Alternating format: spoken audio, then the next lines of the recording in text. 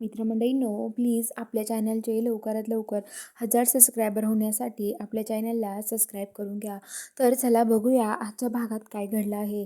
इकडे आता आभाल त्यांना कळतं की विक्रांत फॅक्टरी विकणार आहे.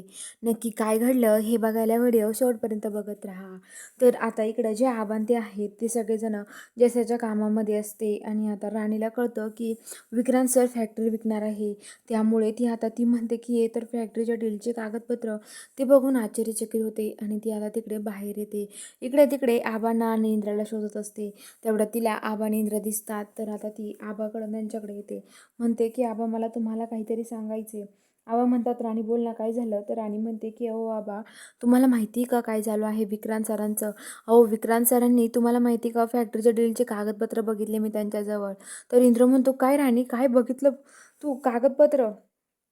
तर राणी म्हणते की हो इंद्र सर आता काय करायचं आपण. तर इंद्र म्हणतो की बापरे विक्रांत फॅक्टरी विकायला निघलाय म्हणजे आबा आता आपल्याकडे दुसरा काही प्लॅन नाही आबा आपण काय करू शकतो असं ते बोलत असतात. आणि आता लगेच आबा म्हणतात की आता आपण काहीच नाही करू शकत थांबा.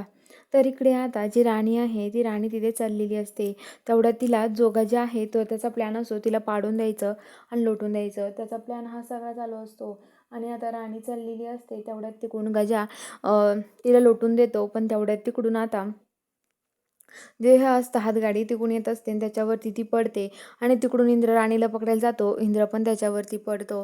आता दोघे पण त्याच्यावर पडतात आणि दोघांना जुन्या आठवणी आठवतात. कारण की दोघे पण ह्याच अवस्थेत पहिल्यांदा भेटले होते. पहिली भेट त्यांची अशीच झाली होती आणि त्याच हातगाडीवरती झाली होती. हे सगळं दोघांच्या डोळ्यासमोर येतं आणि आता ते दोघं विचार करायला लागतात. तर चला बघूया पुढील भागामध्ये आता आबा काय रिॲक्शन घेईल त्यांची फॅक्टरी विकल्यावरती. हे सगळं बघायला चॅनलला सबस्क्राईब करून घ्या.